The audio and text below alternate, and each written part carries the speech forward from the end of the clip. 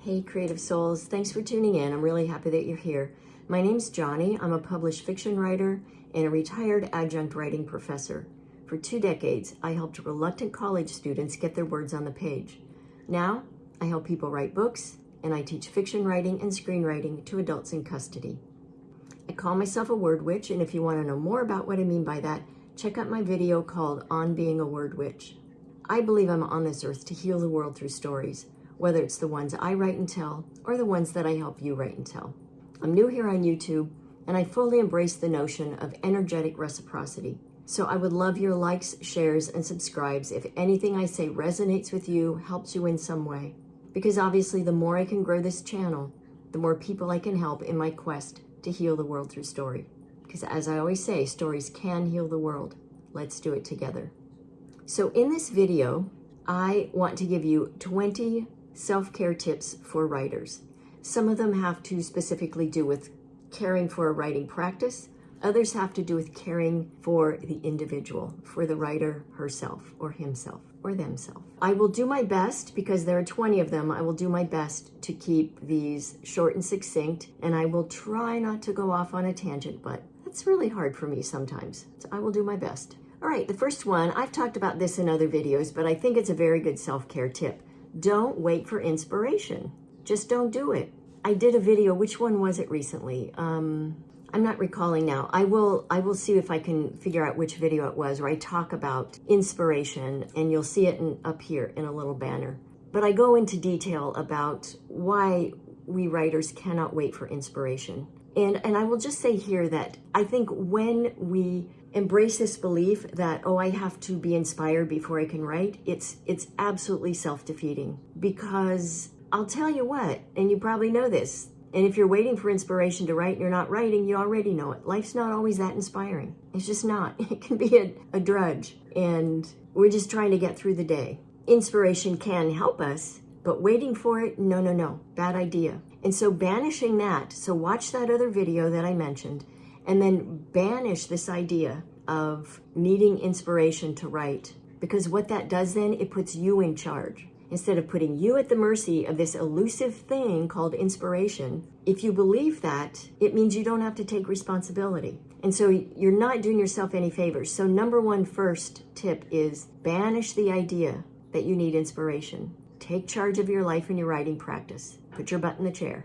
Number 2, set goals. I've also talked about this. If there's a video called The Fake Blue Fur Coat. If you look at that, you'll see what I mean. But I think setting writing goals for ourselves, whether it's putting it on a calendar and scheduling, which I'll talk about in a minute, whether it's saying I'm going to write 1 page a day or 15 minutes a day, or something bigger like I'm going to finish my novel by the end of the year, those are all writing goals. And I think setting goals for ourselves, for our writing and everything else, is a great self-care mechanism, because it creates self-accountability. And in the end, we really only have ourselves. Like, I can be on here talking to you, encouraging you to write, but I can't come to your house, force you into your chair, and make your fingers move. Like, that's on you. No one else can make you do that. Even when I've worked one-on-one with clients, I've had clients who did the work, they got on it, they committed to it. And I had others who, I don't know what the hell they were doing, but they didn't do it. And so it all comes down to us and our own personal practices. So setting goals is a huge, huge way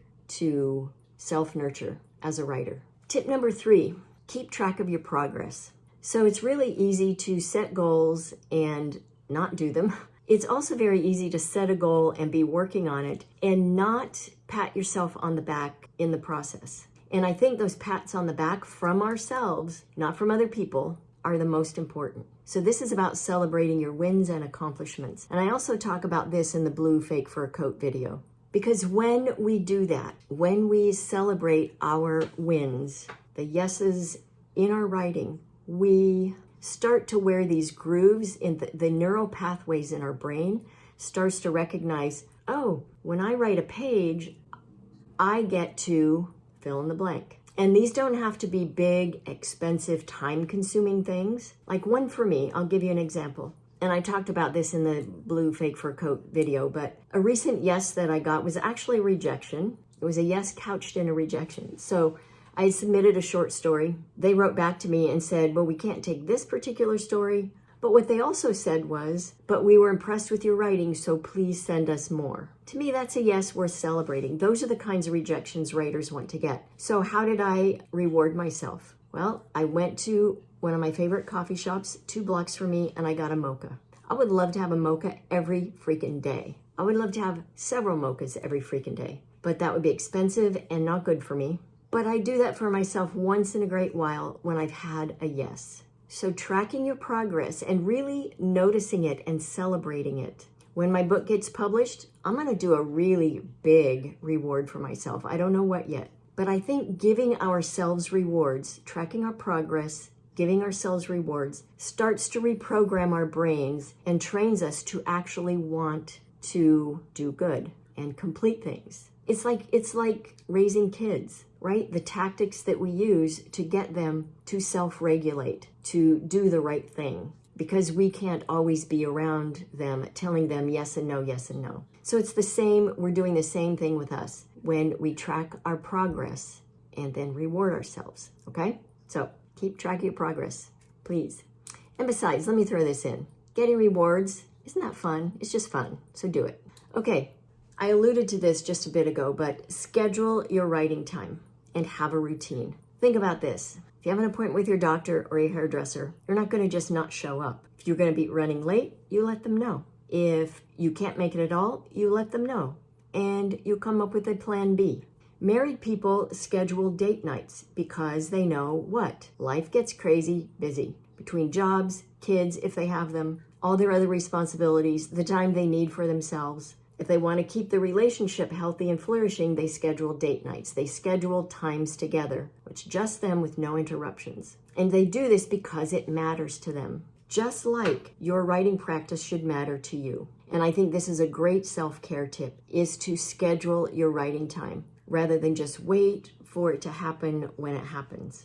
And by scheduling a time and honoring it, you send a message to your psyche, your mind, your heart, and your soul that you are worthy. Because really, your practice is you, right? It's one and the same. It's not another thing outside yourself that you have to do. It's something that you are compelled to do, and it is you. It is an expression of you. And remember, if you've seen any of my other videos or been in any of my workshops, you know that I believe that your impulse to write is your life force wanting to express itself. It's wanting to move up out of you. And when we stuff that and we don't allow it to breathe, then we hurt ourselves. And side consequence, we deprive the world of our voice and our insights and our words, and the world needs that.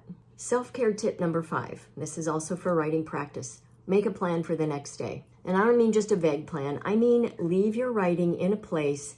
If you have a really great juicy scene coming up, don't write it at the end of today. Stop and save it for tomorrow. And this does a number of things. It doesn't just allow you to come back tomorrow or whenever you come back next, sit in your chair and know where to start so you don't waste time staring at the wall thinking what to do. It also unburdens your psyche, because I think our writers' minds are always going. Our subconscious, well, everybody's subconscious is always working.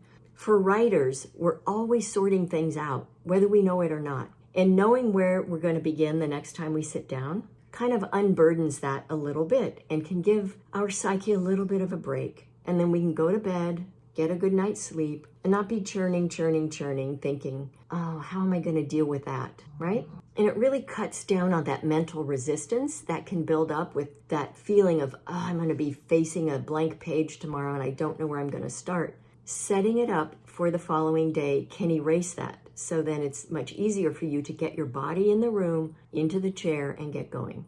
Number 6, understand your writing ritual. So everybody has a ritual, at least everybody who writes on a regular basis. Whether it's having a particular kind of pen or pencil.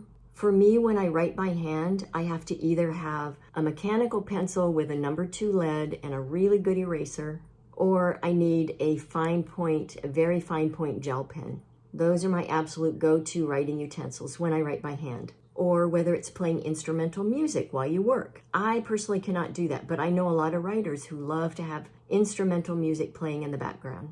Or lighting a candle to kind of set the stage, call in the energy, right? or burn some incense. I know some writers who do that, or have a particular kind of drink. So for me, when I write, it's usually tea. I drink coffee in the morning. When I write, I love to have tea. Once in a great while, I will have a martini when I write. It depends on the stage of writing that I'm in.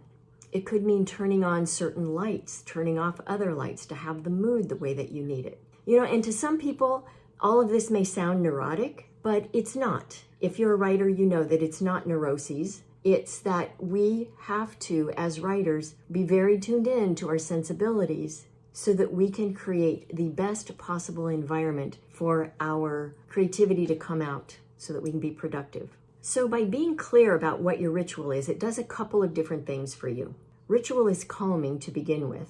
So it can really calm your mind and your system overall, your nervous system, as you start setting up the space and getting ready. Because your system, as I mentioned earlier about the neural pathways, your nervous system will start to recognize, oh, okay, we're getting into this mode. I can calm down and get ready to do this. And in being able to do that, then the words will be able to flow easier, right? And like I was just saying, and as I mentioned in the third tip, it starts to wear these neural pathways in our brain so that before we actually put our butt in the chair, our brain, our psyche knows, okay, we're getting ready to write, time to engage. And all the distracting clutter from your mind can move to the side so that you can focus. So ritual, I think, is super important. Tip number 7, comparing yourself to other writers.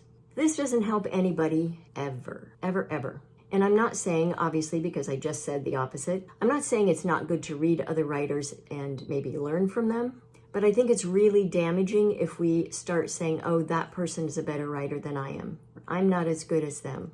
And this is not just true in writing, right? This is true in life. Like, we are who we are, we write what we write, the way we write, and it's all good. Like, it's all good. And by all good, I mean we are where we are, and it's not a competition. And sure, we can strive to improve based on what we did yesterday or last week or last year. I think it's always good to be trying to improve. But comparing ourselves today to where we were last week is a very different thing than comparing ourselves to another person. Because I don't know about you, but I don't want to be another person. I don't want to write like anyone else. I like being me. I like what I write and the way I write. And so I hope that if you compare yourself to other writers, that you will not do that. It's being mean to yourself, I think. So if you read other people's work and you think, wow, I'll never be that good, or if you're in a critique group and you feel like you just don't measure up next to other people, please, please, please just really embrace yourself and your work where it is right now. And love your voice the way it is right now. And just know that like you evolve as a person, so will your writing, so will your voice, and it's all good. Okay, this is probably a no-brainer, but I will say it. Turn off your phone. Turn off the sound, turn off notifications, turn it upside down, put it out of your sight, whatever it takes. And okay, disclaimer, of course, if you are the sole caregiver for a child, for an aging parent, for another family member, or anyone else who needs your care, and there's no one else in the world at that point in time to care for this person if an emergency arises, then absolutely, you should have your phone there. But in those cases, I recommend turning off all notifications except the sound. But then even other phone calls come through and can be disruptive. But turn it upside down and put it out of sight. Do your best. And if you can, if you do have someone else to help in those circumstances, if you're caring for someone else, do your best to schedule your writing times when they can be available. But if you're not in that position, turn your phone off, put it out of sight. There's nothing that can't wait. And you and your practice deserve your undivided attention. Number 9, put your inner critics in their proper place. This is a big one, and it's easier said than done. But just think about this. Those voices probably are not yours. They could be a whole string of people from your life who sit in there, take up space in your brain, and tell you who you are, who you're not, what you can and can't write, how good it is. Do what you have to do to get rid of them. They're weeds and not good weeds. Like, people pull dandelions all the time, and I just think, oh, good Lord, if I had a yard again and had dandelions, I would do what I used to do. I would harvest them and make tea out of them because they're very healing. So these voices in your head are not like dandelions. They have no good use ever, and they never will. And I'm talking specifically about the voices that try to undermine you in your work. These are the thoughts that make you not trust yourself, make you doubt yourself, that you aren't good enough, that you'll never get published, or whatever it is your voices say to you. And I'm talking the negative voices in your head. We don't want to quiet the kind, creative voices, right? Or our characters' voices. No, these are those harmful ones that I'm talking about. So for now, just imagine those voices. You can give them names, shapes, whatever it takes to help you kind of visualize them and give them a form. And then take them and put them in a box, in an imaginary box, and set it to the side of the room so that you can write. And when you're done, if you want to put them back, I guess you're welcome to. I don't know why you would. But imagine that every time you sit down that you have identified these voices in shape and size and color. Make them something tangible that you can remove and put in another container that is not your delicate creative mind.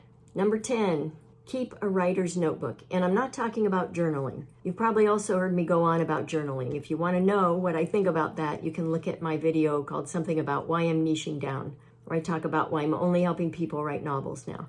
A writer's notebook is where you put down ideas, little glimpses of things, just snippets of life that strike you and stay with you and resonate with you. Because a writer's life is a very sensual life. We notice everything, we feel everything, and we then put it on the page. A writer's notebook is a place to put all of that sensorial experience that we have throughout the day into a place that we can come back to and maybe make sense of why it resonated with us. And chances are those things, they usually show up in a story in some way. It could be a line, something someone says to another person in the grocery store or coffee shop or whatever. And I find writer's notebooks really fascinating, and I had thought about creating a video for you to just show you some of the various writer's notebooks from famous writers. But chances are, I'm pretty sure that most of them are copyrighted, and I don't want to get into trouble with the YouTube police. And so I'll just recommend that you look them up yourself. But if you just look up famous writers writing notebooks, you will see a whole bunch of them. And super fascinating how different people use them. Some draw pictures with notes around them. Some make lists. Some just scrawl like lots and lots of prose, just like brain dump. And it doesn't have to necessarily be an analog notebook that you write in, right? You can just use the voice memo feature in your phone. And if something comes to you and you're in the middle of the coffee aisle at the grocery store and you get hit with something that you'll forget, just whip out your phone and say it into that. And if you feel awkward doing that, you don't want to look weird, pretend that you're having a phone conversation. Or you can just be weird like me and just do it and don't give a shit. But keeping a writer's notebook is a really good idea, I think, for your self-care as a writer. It's a way to kind of unburden yourself from all the things that you pick up throughout the day that you could potentially use in your writing, but they just become clamor after a while, okay? So, writer's notebook. Number 11, protect your peace. So for sure, protect your peace during your writing sessions, but I'm talking more about protecting your peace in life. And this is about avoiding people who just suck the life out of you, or who leave you feeling jangled because they create so much anxiety in you. And, sometimes the people we love can do that because they're going through something, and that's a whole other thing. But I'm talking about just in general. Say you have a job with a boss who's just really difficult. I understand you can't just walk away from that. And I will add this. I could so get on my soapbox about this, but I think we live in an age, it's kind of this new age mentality where you can just fix everything. It's this idea that we are all in absolute control of every single thing, every moment of our life, and we're not. To me, the wisest people are the ones that know we're not in control of anything, and the more evolved we become, the more okay we are with that. And I tend to live in that camp than the other one, because I know I'm absolutely a great manifester, as some people would call me these days, but that's not to say I manifest every damn thing I try. Life just doesn't work that way. And so some people might say, if you have a shitty job and a shitty boss, they might say, well, just get another job. Well, it's not that easy. I get it.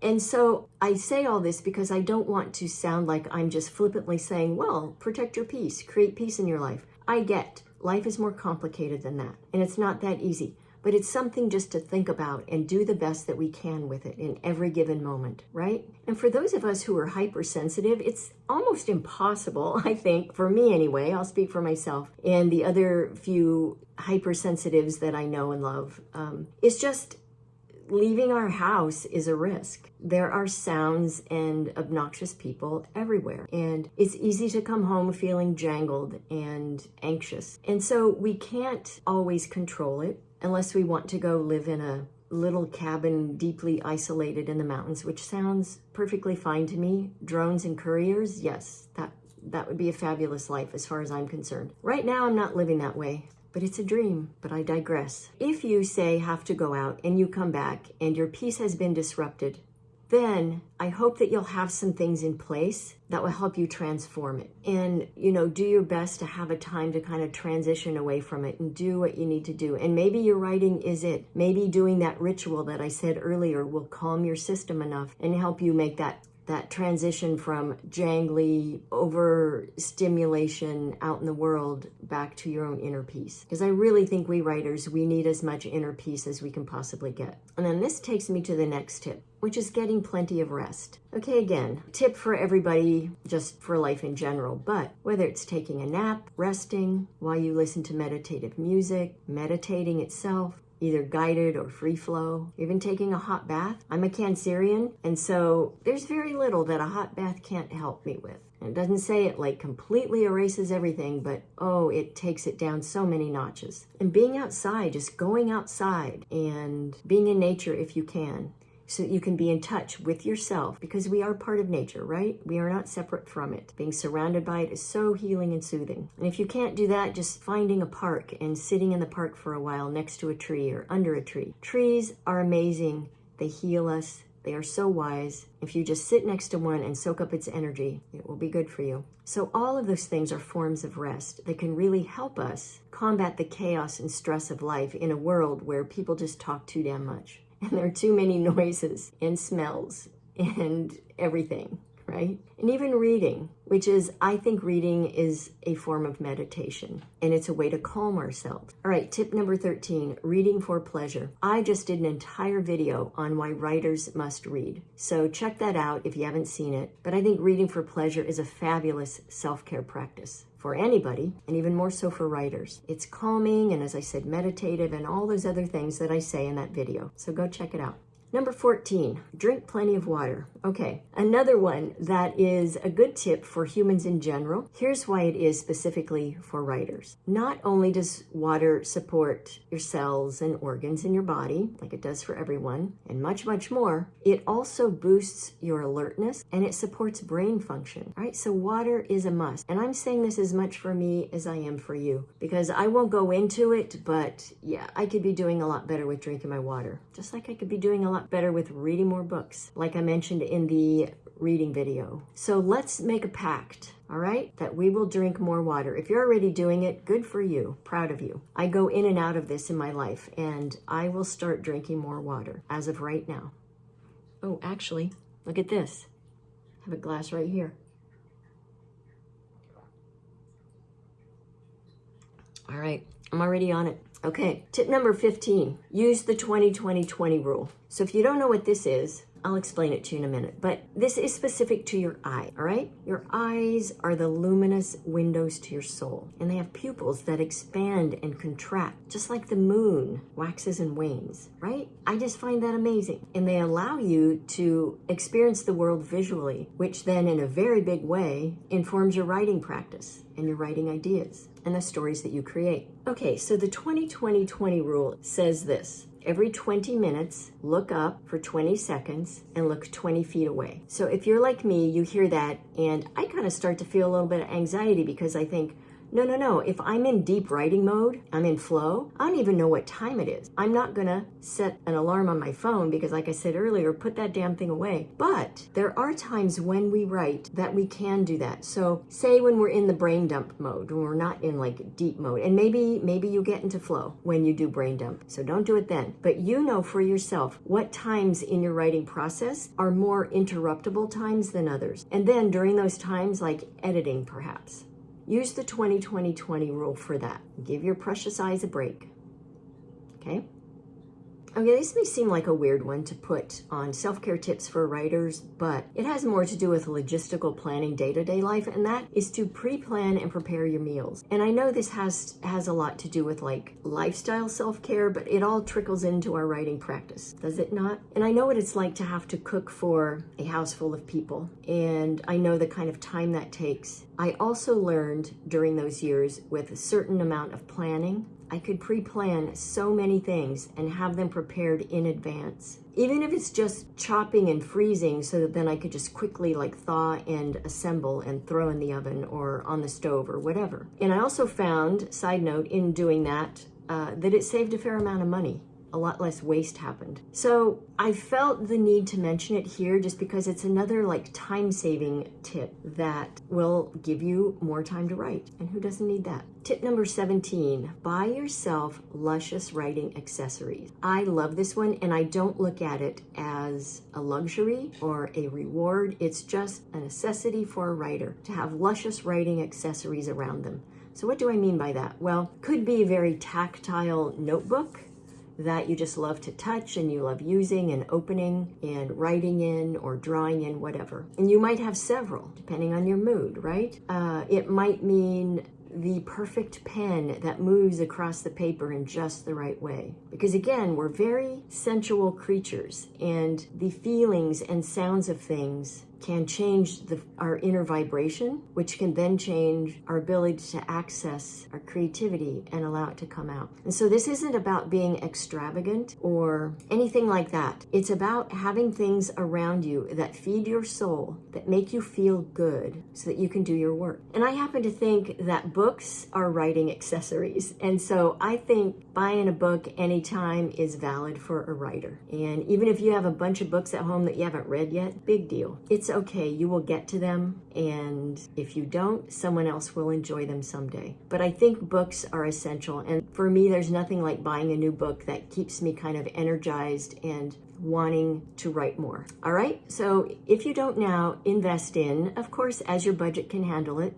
writing accessories that just bring you joy and happiness and make you feel good. Because the more that we can make writing feel like a lovely, precious, even nurturing thing that we do, the more apt we're going to be to make sure we get our butts in the chair and do the work, right? Tip number 18, take a short writing excursion alone. Don't take your partner, don't take your best friend, maybe take another writer, because they will get what it means to hole up in a place and not be bothered. And if you can travel with someone like that, I used to have a friend, I'll come back to him in a minute, but first I'll tell you about this. Years ago, when I was married and had younger kids, for those of you who are in that position right now, you know what a premium time is, and that it's almost impossible sometimes to find that really good chunk of time to get writing done. And so we adapt and we learn to just like squeak in a little bit here and there. I never found that immensely fulfilling. And so I've oftentimes felt like I was either focusing on the writing and feeling guilty that I wasn't giving my kids enough time, or giving them enough time and then being resentful that I couldn't do my writing. And so it was always a mind game I had to play with myself to be good with where I was. And I started giving myself this treat of taking a 2 or 3 day weekend excursion to the mountains or the coast, just me by myself, so that I could write. And it was the most liberating thing.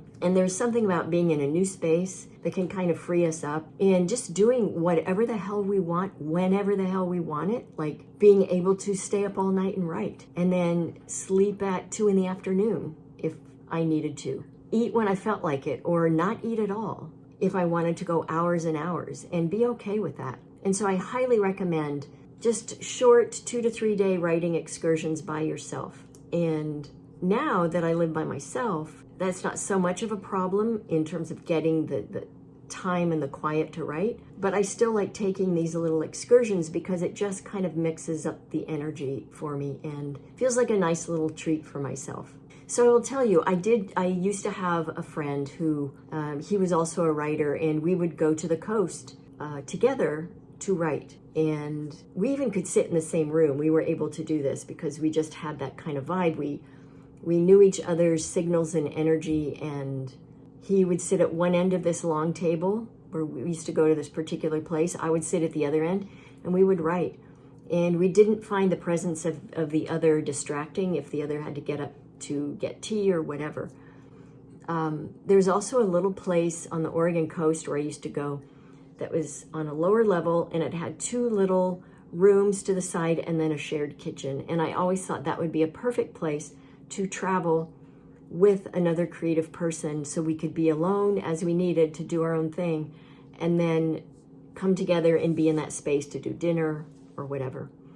All right, so I'm a big fan of traveling to write, and it actually what led me to create my Rhythm on the Rails writing retreats, where I take people on the train, even like for a 1-day trip to Seattle, we do sometimes, and we just write on the train. There's something very soothing and different and inspiring, if you will, to not be at home and write.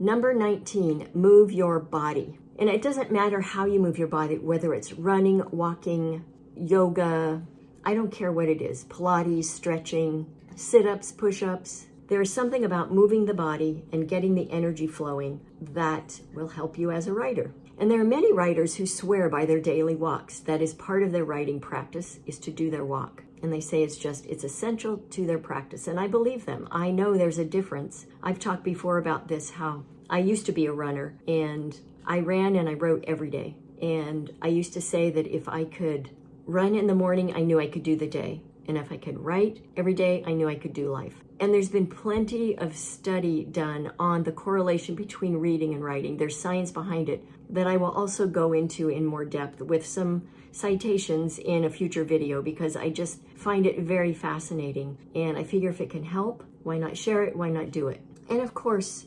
physical activity is good for everybody, for their health. And I think it's especially good for writers because not only does it keep our physical bodies, our vessels in shape, it also benefits the subtle body. And so what do I mean by the subtle body? The subtle body is the ego, the mind, the unconscious, and the superconscious. And so the superconscious is more like our psychic abilities, our intuitiveness.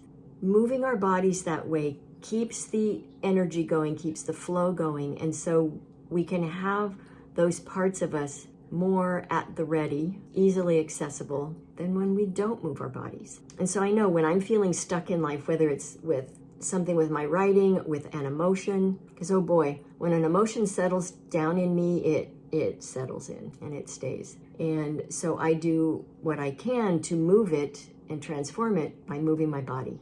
I think it's true for everybody. I mean, you can think of a time where you've just been filled with rage and you just wanted to punch a wall. But if you go out and you do something and really exert yourself, even if it's like just fast walking, that rage, it may not completely disappear, but it will greatly dissipate. I think for writers, this is a great self-care tip because we want to keep ourselves as clean as possible so that we can get the writing done. And of course, I won't deny the writing itself also can help transform those things. So there's this interesting give and take there between physical activity and the writing itself. I really do think one feeds the other in a really lovely kind of way.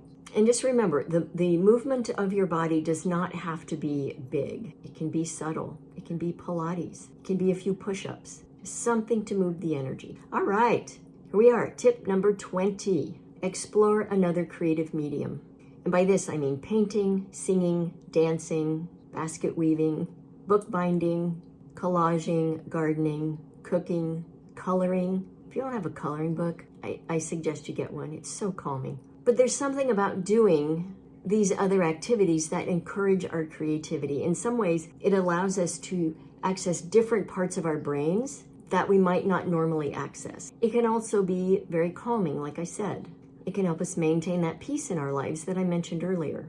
So the more we use our creativity and the more varied those types of creativity are, the better and easier it will be to nurture and maintain a healthy writing practice. Okay, so I hope those help. Maybe you're already doing some of those. Maybe you've discovered something new. But either way, I would love to know what kind of self-care tips you as a writer use to keep yourself kind of true to yourself and your practice so that you can keep writing. All right? As always, sending you mad writing mojo. Happy writing.